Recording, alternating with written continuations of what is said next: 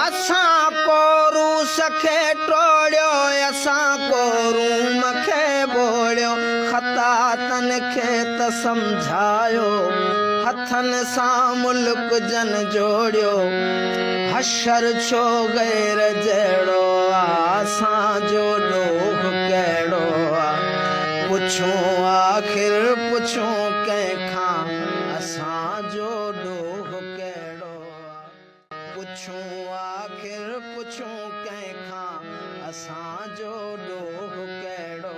Karachi press club जे ॿाहिरि मौजूदु आहियूं जिते क़ौमी कारकुननि खे खंबी गुम करण ख़िलाफ़ हिते जेको आहे मुख़्तलिफ़ पार्टियुनि जो जेको आहे एहतिजाजी मुज़ाहिरो जारी आहे। अचो त संदसि ॻाल्हि ॿोल कयूं था त हुनजो छा चवणु आहे।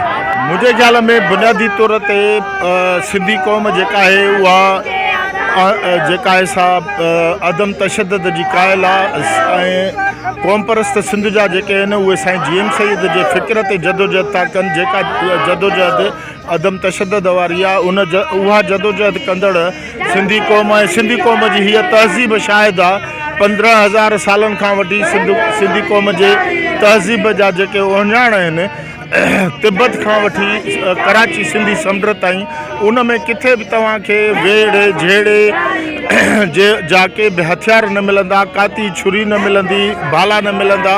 त असां त पुराणे दौर खां वठी अदम तशद्दुद जा क़ाइल आहियूं पर असांखे उन जे बावजूदि जेको आहे सो भित सां लॻायो थो वञे, सोढ़ो कयो थो वञे। असांजा क़ौमी कारकुन अॼु खां न पर 1973 में पहिरियों दफ़ो मेहरान यूनिवर्सिटी जो प्रोफेसर अशोक जेको आहे सो खंबे गुम कयो वियो। उन खां पोइ अताउल्ला मेंगल जे पुटु असदुल्ला मेंगल खे खंबे गुम कयो वियो। पोइ अव्हां ॾिसंदव त हिन 50 सालनि में अधु सदीअ में बलोचिस्तान ऐं सिंध जा हज़ारे क़ौमी कारकुन जेके आहिनि उहे खंबे गुम कया विया आहिनि। उन्हनि ते तशद्दुद कयो वियो आहे। उन्हनि मां सवें लाश मिलिया आहिनि। 17 लाश त सिर्फ़ु सिंध जे क़ौमी क़यादत जा मिलिया आहिनि। सिराई कुर्बान आहे, सिराई कुर्बान ख्वावड़ आहे, रूपलो चोलियाड़ी आहे, असांजो मुज़फ़र भुट्टो आहे।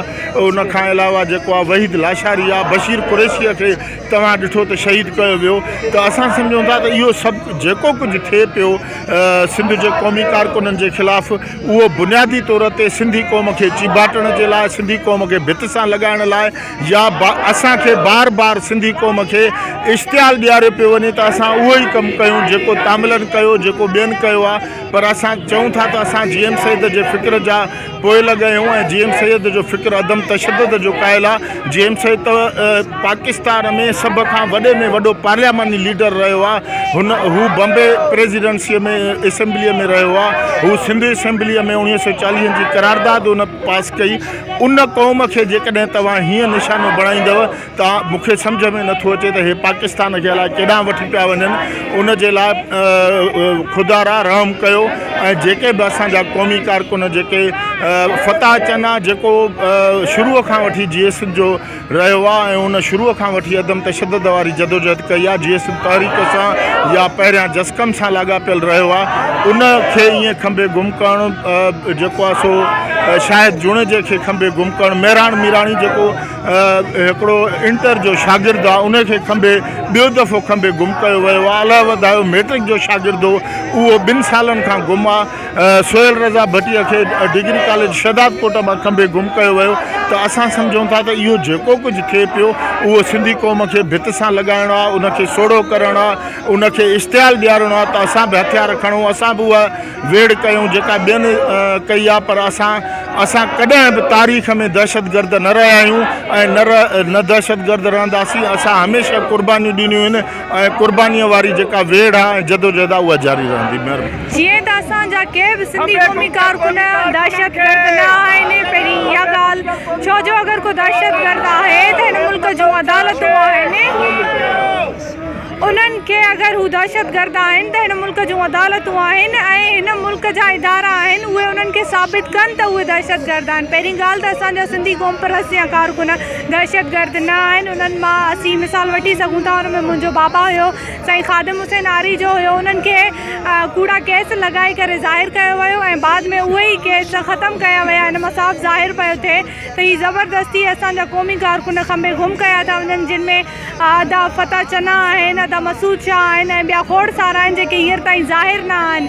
यानी हिन रियासत खे असांजे उन्हनि क़ौमी कारकुननि खां एतिरो त ख़ौफ़ आहे जो उन्हनि खे ही दहशतगर्द था लॻनि, जो उन्हनि खे गुम करे ऐं सालों साल उन्हनि खे केस लॻाए उन्हनि खे हिन मालिकनि खे सरकार ऐं हिन गवर्नमेंट जो इहो फ़र्ज़ु आहे त जेका जिबरी गुमशुदगी हले पई उनखे बंदि कयो वञे ऐं ख़ानदान जेके हिन मसइलनि खां सफ़र कनि पिया उन्हनि खे आदत ॾिनी वञे ऐं उन्हनि खे ॿुधायो वञे त उन्हनि जा माण्हू किथे आहिनि। ही हिन रियासत जो फ़र्ज़ु आहे त ही कंहिं बि घर मां अगरि को माण्हू गुम आहे त उनखे 24 कलाकनि जे अंदरि उते ज़ाहिर कयो वेंदो आहे।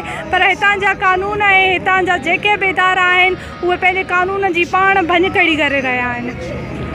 सभ खां पहिरियां ॻाल्हि त जॾहिं असां इंसानी हक़नि जी ॻाल्हि थी अचे त असांजी सिंध जे अंदरि अगरि के बि सिंधी भाइर सिंध जे हक़नि जी ॻाल्हि था कनि त उन्हनि खे ईअं जबरी तौर ते खंभे गुम कयो थो वञे ऐं ख़बर नथी पए त हू किथे आहिनि, उन्हनि जा वारिस परेशान आहिनि त हू किथे आहिनि। ऐं जॾहिं त हितां जी जेका रियासत आहे उनजे ख़ुदि कानून जे मुताबिक़ को बि को दहशतगर्द आहे त उनखे 48 कलाकनि जे अंदरि उनखे अदालत में पेश करिणो आहे त जीअं हुनजा वारिस उनजी जेका पोइवारी करे सघनि, उनजो केस विड़ी सघनि। पर हिते अंधेर नगरी ऐं चरबट राजा वारो कानून लागू आहे। जॾहिं त इंडिया जो जेको आहे एजेंट कलभूषण उनखे त काउंसिलर रसाई ॾिनी थी वञे, उनखे त पंहिंजे वारसनि सां मिलाए थो वञे। पर असांजा जेके सिंध जा हक़ीक़ी वारिस आहिनि, जेके सिंध जी ॻाल्हि था कनि, सिंध जे हक़नि जी ॻाल्हि था कनि, त उन्हनि खे खंभे गुम करे थो वञे। असां इंसानी हक़नि जी तंज़ीमुनि खे ऐं आलमी ज़मीर खे इहा अपील था कयूं त हू जेका पाकिस्तान जी रियासत आहे उन ते दबाव विझनि त जीअं असांजा जेके सिंध मां खंभे गुम कयल क़ौमी कारकुन आहिनि, शागिर्द आहिनि, उस्ताद आहिनि,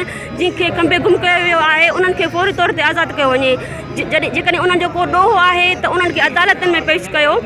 तव्हां ईअं खंभे गुम करे था खंभे गुम करे था छॾियो। ॿी ॻाल्हि त असांजा जेके क़ौमी कारकुन आहिनि, हिकु सबाजरा हिकु ग़रीबाणे घर सां तालुक़ु रखंदा आहिनि, उहे दहशतगर्द थी नथा सघनि। दहशतगर्द हितां जी रियासत आहे, हितां जा लागू कंदड़ कानून आहिनि जेके पाण ई कानून ठाहिनि था ऐं उन्हनि ते पाण ई अमल कोन था कनि। असांजा जेके गुमशुदा भाइर आहिनि, सिंधी क़ौमी कारकुन आहिनि, उहे हक़नि जी ॻाल्हि कंदड़ आहिनि। उहे हक़ जी माना हिन रियासत में जेको हक़ जी ॻाल्हि करे त उहो उन्हनि जी नज़र में दहशतगर्द आहे।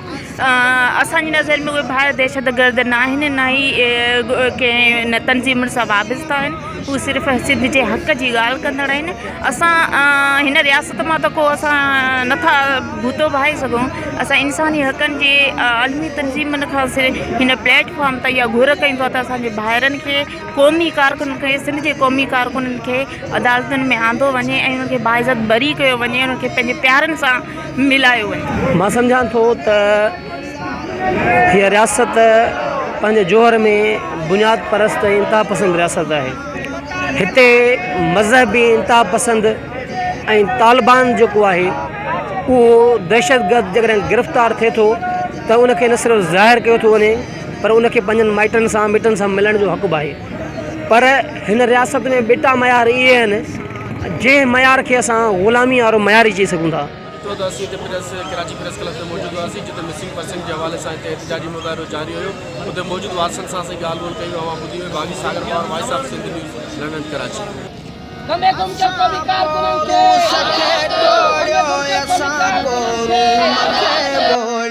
ख़तातनि खे त सम्झायो, हथनि सां मुल्क जन जोड़ियो, हशर छो गैर जहिड़ो असांजो ॾोह